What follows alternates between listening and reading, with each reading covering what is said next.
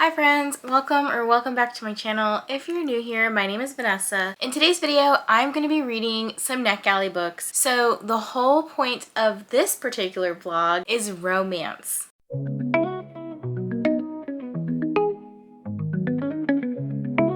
So I have gone ahead and spun a little spinner wheel, which I thought was super fun. So I will let you guys see what I'm going to be reading this week. So let's check it out.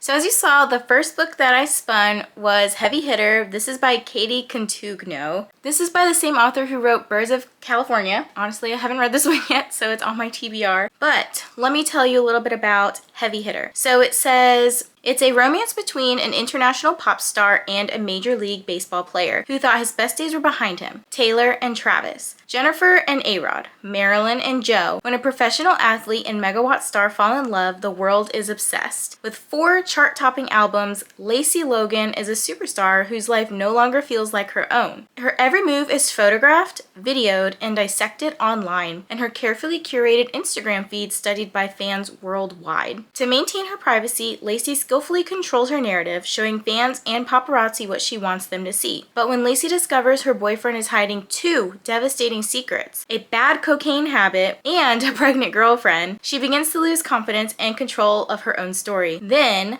big-shouldered baseball player Jimmy Hodges, a former Rookie of the Year when Lacey was in high school, walks into the bar where she's venting to a friend. With his shaggy beard and unfashionable button-down, Jimmy is the opposite of the picture-perfect guy Lacey thinks she wants. Soon sparks fly and inhibitions go out the window when Lacey dares to take some chances. Lacey and Jimmy are polar opposites, but could this be the forever after they both need? So it sounds like it's going to be really cute. I have some friends who didn't rate it very well and some friends who rated it extremely well. So I'm hopeful for this book. It currently has a 3.3 on Goodreads, which is a little scary, but it's only got about 1,100 ratings, so that's not like too telling, I guess. I mean, it's a lot of ratings, but it's not a lot. So I'm going to go ahead and start reading this book. So hopefully I will update you guys at about 25% in, 50% in, possibly 75% in, and then obviously at the very end. I don't know if I'll do all of those updates, but that's what I'm gonna aim for. So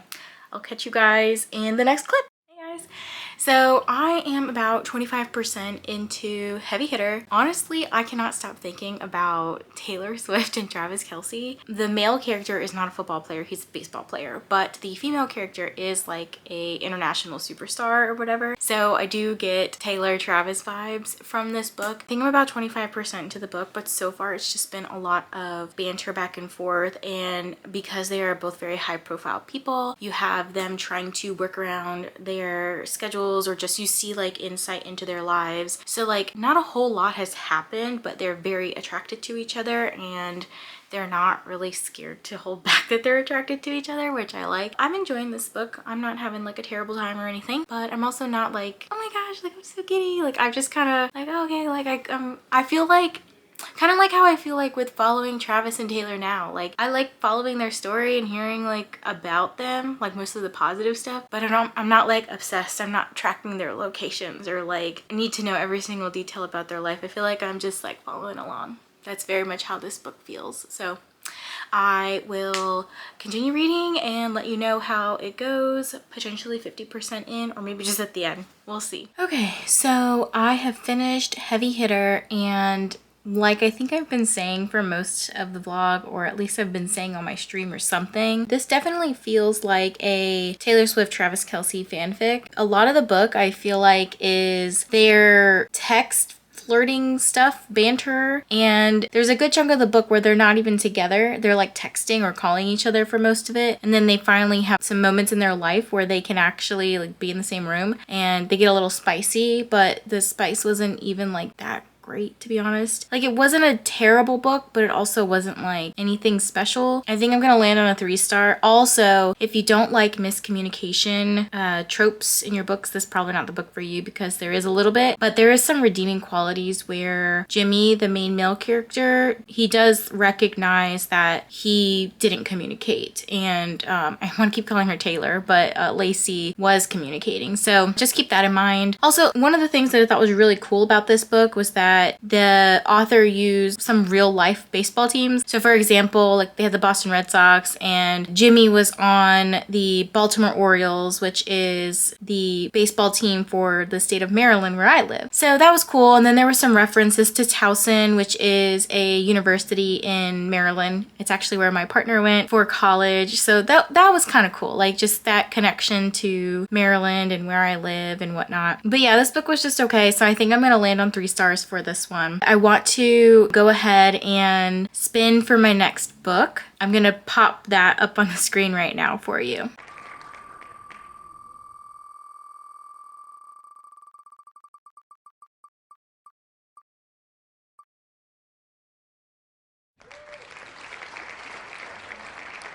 So as you just saw, I got Looking for a Sign. This is by Susie Dumond, and obviously this is another romance. It looks like this one has some LGBTQ representation, which is fantastic. So I'm gonna read the synopsis for you guys. It says, a newly single queer woman moves to New Orleans and sets off on a mission to find her most compatible match by going on a date with someone of each astrological sign in this rom-com from the author of Queerly Beloved. With her 29th birthday approaching, Gray is determined to meet someone, settle down, and build the loving, accepting family she's always wanted and didn't grow up with. But having just moved to New Orleans for a new job, working for a demanding boss, and with her last first date a decade in the past, Gray has no idea how to go about finding her future spouse. When her best friend Cherry suggests Gray look for answers from Madame Nouvelle Lune, an astrologer, Gray's skeptical, but she's also desperate. So when Madame encourages her to look to the stars, she finds herself in Cherry's kitchen, mapping out a plan, go on a date with someone of each sign before her birthday, when Saturn will make its first return to the same celestial alignment as her birth, which is a major turning point in every person's life, she's learned. As Gray moves through this quintessentially queer dating challenge while juggling her new job, she learns a lot about the zodiac, and even more about her own needs, desires, and sense of adventure. Even when it begins to threaten everything she thinks she believes, Gray is determined to finish what she started while the planets are still on her side. So this looks super fun. I love the colors of this book. The cover is super stunning. Like, I love the purple and the pink, the ombre look, and I really like astrology. I don't like buy into it like a lot of people do, but I really did like Lunar Love by Lauren Kung Jessen. So this seems like it could kind of be along the same lines with the astrology stuff. I think that was more like Chinese zodiac, but this is gonna be really fun. So I will come back and let you know my thoughts when I get into the book. I'm sorry if you can hear the washer going off, but I wanted to update you on Looking for a Sign. So I actually ended up finishing it. I had wanted to update, and then like the times that I was trying to update would have been like in bed, and I was like winding down to go to bed, or I was just too tired. So I'm gonna give you kind of some of my thoughts at a couple of different percentage points. So about 25% in, I was starting to like grasp the story a little bit. So basically we have Gray, who has just gotten out of a long-term relationship, like 10 years, and unfortunately they just fundamentally wanted different things. Gray really wanted kids and to start a family, but her ex Mackenzie did not, and Gray was kind of just hoping that at some point Mackenzie would change her mind, but that's not how those things go. Gray ends up going to this, I'm not even sure what she's called, I forget what they're called. She goes to this person named Madame, whatever, and the lady suggests that, or Gray interprets it as, she should date around the zodiac. And on her first date, Gray ends up meeting, I think her name's Carmen, and they like hit it off right off the bat, and things are really steamy. Which is funny because Gray was like, oh, I don't know if I can like get sexual with people. And then like her first date, she ends up hooking up with this person and ends up being out way later than she anticipated. So this ends up having some really big consequences for her job, because she ends up being late to her job and like meeting the principal of the school, and I think Gray is some sort of like PR person. I wasn't paying too much attention to that part of the story. Well, anyways, she gets off like on a really bad start with her boss, colleague. Again, I'm not sure if she's really her boss or they just work together. Gray eventually ends up being able to convince the principal, like, hey, you need me, like, I'm here for you, I'm gonna do a really good job, I'm so sorry that I was late, it's never gonna happen again, like, let's get off on a good foot. The next several chapters, you know, as you're going through, about anywhere between 25 to 75% roughly, is Gray going on all these different dates from different zodiac signs. I forget where she started off specifically. She might have started off with an Aries, and again, she like really hits it off with Aries because she's also an Aries. And then whatever was next, Capricorn, I don't know the cycle. At some point there, I think it might have been 75-ish% in, or maybe even before that, Gray is on the playground with her best friend's child, who is about 3 or 4 years old, and she loves to nanny for River, who is her best friend Cherry's son. Obviously, like, that makes sense because Gray really wants her own kids, and she's like, yes, like, let me babysit. So she's on the playground and she ends up running into the principal, who also has a kid, and some other kind of unfortunate things happen. And at this point in the story, I was kind of like, okay, well, this is very predictable where the story's going, which is not always a bad thing. If you want to hear about predictability, Leandra actually just put out a really good video today about books being predictable and like defending predictable books. So like, it wasn't a bad thing. It wasn't that it was something that had been done before, at least nothing that I've read. It just was like, oh, I can see where this is going, you know, like, it just, that's kind of where the natural plot seemed like it would go. By the end of it, you figure out who Gray ends up choosing. I feel like the whole story overall was a really good representation of LGBTQIA+ individuals. Each person of the zodiac was, you know, there was one who was bisexual, there was one who was trans, like, there's one who's not interested in her. You know, they just kind of figured they'd probably be better as business partners than romantic partners. And it was just really nice to see all this different representation in books, as well as different race represented. So the principal is actually from the Dominican Republic. So it wasn't just cis white people. Like, it was really interesting to have such diversity in the book. Like I said, I really enjoyed the plot. Like, it was pretty cool to see her dating around the zodiac. It did give me some similar vibes to Lunar Love by Lauren Kung Jessen, but not the same concept at all, because Lunar Love is based around a dating app where they try to match based on the Chinese zodiac. And this one, it's like, yes, they're using an app to find dates and you can sift through zodiac, but it's not backed in some sort of Chinese science or something. It was just like, she's just dating around and these are her experiences and just who she ends up falling in love with. I had an absolutely wonderful time. I think that I'm gonna rate this a 4.5 star, and I'm definitely like recommending it to people, especially people who I know love reading LGBTQ books. I have some friends who are like, just give me all the sapphic things, and I'm like, here you go, this is perfect. And I hope that you guys enjoy it and hope you like this recommendation. That was a really fun one. I'm having a great time with this vlog. So I'm gonna spin the wheel one more time to see what I get, and then at the end I have like a little bonus read that I'm gonna do because it is a buddy read through NetGalley November. But let's see what I ended up getting for my third book in this vlog.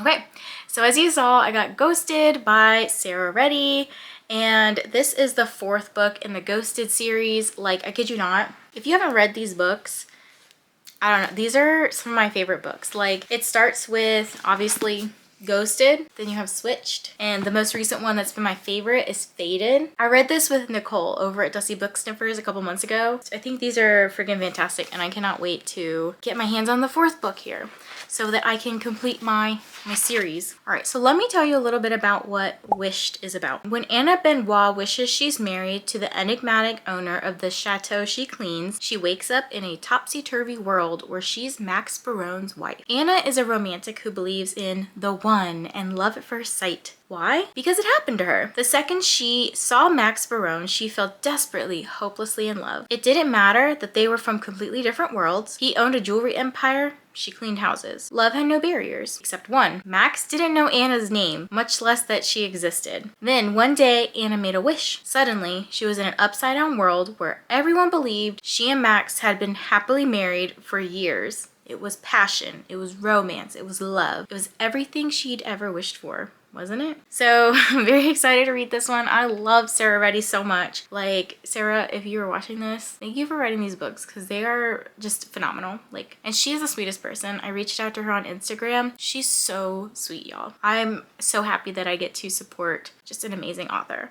So here we go. We're getting into Wished. I will update you guys at some point when I get a little further in. And I wish I had the books to like physically read. Obviously I'm going to get this book, but like I wish I had the books right now. That's the one downside about NetGalley is like I don't have the physical book to do B-roll, which it's fine. I'll live, I'll survive. If you haven't read any of these books, I highly suggest it. So I'll see you guys later. Hey guys, welcome back. So I finished Wished and 4.5 stars. Fantastic. As for the other books in the Ghosted series, so Sarah Reddy does it again. In this book, we have Anna Benoit, who is the house cleaner for Max Barone. Anna is one day, you know, cleaning and she finds this Barone family necklace and ends up just making a wish. She's like, you know what? I wish I was married to Max Barone. She loves this man. She fell in love with him at first sight, and little does he know, she's been doing all of these things to make his life easier. One day, Max wakes up and Anna comes in and she realizes that she's now married to Max Barone. And Max is like, wait a minute, what? And they've been married for 7 years. They have like memories, like bits and pieces of memories of like intimate times, their wedding, like just the past 7 years, but they don't have any real recollection of, we did this. We had this relationship for the past 7 years. They go through trying to figure out how to undo the wish and figure out if they really do love each other, because Max, if you recall from, I believe it was Fated, he was in love with Fiona, and Fiona was actually in love with somebody else in her dreams. Max kind of along the way learns a little bit more about love and passion and really does fall for Anna. You know, he really sees her as someone who makes her life easier, and he really sees how much she loves him. And, you know, obviously she already really loves him, but she wants these feelings for her to be genuine. Like, she doesn't want it to be just because of a wish. She wants it to be because he truly loves her for who she is, not just because some family jewel said so. So you go through the story finding out about how their relationship actually comes to be, and, you know, obviously trying to undo it and all the fun stuff along the way. A little fun side note here. So I reached out to Sarah Reddy on Instagram and I said, hey, I really want to buy your last book because it will complete my set here, and I really want to get a signed copy. So like, I'm wondering if you have any signed copies for sale. I'm so happy to purchase. And she said, hi, like, I hope you're doing well. I don't have any signed copies in a shop or anything, but I'm popping one in a mailer. Do you still live at this address? She's sending me a book. How sweet is that? I think that is so sweet when authors do that. Sarah, if you're watching this, thank you. From the bottom of my heart, thank you, because I don't know if my words can hype you up enough, because you're just a fantastic writer, and I have a couple of friends who we're going to be reading your entire backlist. We just love your writing and your stories, and we really want to support you. So if you have not read anything by Sarah Reddy, what are you waiting for? Because I guarantee you, you will like this series. And I will say, this one here, Fated, this is my absolute favorite. It's probably one of my favorite books of all time. I'm so glad I took a chance on Ghosted, the first book in the series, on NetGalley, because otherwise I wouldn't be here 4 books deep talking about Wished. But anyways, please go support Sarah because she's freaking amazing. Like, just the sweetest. Yeah, thank you, Sarah. You're the best. Okay, so the vlog does not end here. I have one more book to go. So this was not a book that I spun for on the spinner wheel. It is just simply a buddy read that I wanted to get to this month. It's called Played by Naima Simone. This one is a sports romance where they play hockey. I'm going to read you the little synopsis here. So this is a romance between a pro hockey player and a firefighter, both struggling to move on from the past. Being a firefighter isn't easy, especially for a Black woman. Working with family helps a little, but when somebody from your company doesn't come back from a call, it's brutal, as in, how am I supposed to go on brutal? And one death took me to a really dark place. A year later, I'm at the Pirates hockey training facility, just another day on the job, until I find a charred journal. I look inside for the owner's name, but the words on the page punch me in the gut. It's like reading my own thoughts, reliving my own pain. The journal belongs to Solomon Young, left-winger for the Pirates, a father and a widower. When I return it, I'm racked with guilt for the invasion of privacy. The look Solomon gives me is cold as ice, but damn, if that man isn't hot as hell. Now he's stuck in my brain, and fate seems intent on making us face off. This one is actually, I think, a shorter book. It's only 295 pages. It is out already, so I do have the audio. I was a little late to the game with some of these NetGalley books, so I'm so sorry I didn't read them ahead of time. But reading them now, doing dedicated vlogs, and I'm having the best time with this romance edition. So let me know if you are also liking the vlog by giving it a thumbs up and subscribing if you're not already. But let's get into Played, and I probably, as with a lot of these other video clips, will update you at the end because life's busy and I just forget to vlog sometimes, but I'm still having fun reading all these books. Time to go read Played. I'm about to hit chapter 3, but a really good line or topic came up in this book. I'll put like a little screenshot here so you can see what I highlighted. This book is between Adina and Solomon. Both are Black individuals. This chapter in particular, chapter 2, is from Solomon's perspective. He has lost his wife. He has stated basically that 2 years ago she died in a car accident, so he's been grieving this whole time and he's been writing in this journal, and he's also been going to therapy. So I really love that Naima Simone has written this aspect into her book because I think it's also something that I really like in Kennedy Ryan's books and just books in general. Speaking about Black individuals specifically because it's so stigmatized. So it says men, especially Black men, tend to believe therapy is a stigma in our communities. 100%. It's a show of weakness or it's a white people thing. Those beliefs are pure bullshit. So it says, there's nothing, this is like his coach talking to him. There's nothing broken or weak about you, Solomon. Most people would cave, crawl in a hole in their minds and not come out, but you're still here. You're still fighting, and counseling is part of that battle. That was such a strong statement. We need to destigmatize therapy, especially therapy in marginalized communities. I'm gonna end on that for now and get back to my reading because this book is giving right now. It is giving. All right, it is Monday, November 18th, and I finally finished all of the books for this vlog. I just finished Played this morning while I was on a walk with my pup. It was so cute. It was a hockey romance, and it's got two main characters who are Black, which I really appreciated because you don't typically see Black individuals in the roles that they were in. So you don't typically see Black hockey players, and you typically don't see Black female firefighters. So I thought that was a really unique spin on this book. It was so cute. The writing was actually pretty reminiscent of Kennedy Ryan. I will say Kennedy Ryan's still the GOAT. Don't hate me, Naima Simone. Kennedy Ryan is just like on such a high pedestal that it's hard to knock her off. But the writing was really good, and the plot line of this book was amazing. Like, it dealt with grief and loss and moving on after you've lost your significant other, and both of them had lost their significant other. So this actually reminded me a lot of Before I Let Go by Kennedy Ryan in some different regards, obviously, but the story was amazing and the quotes were just super cute. I think I had mentioned before the therapy one, which I really enjoyed, and towards the end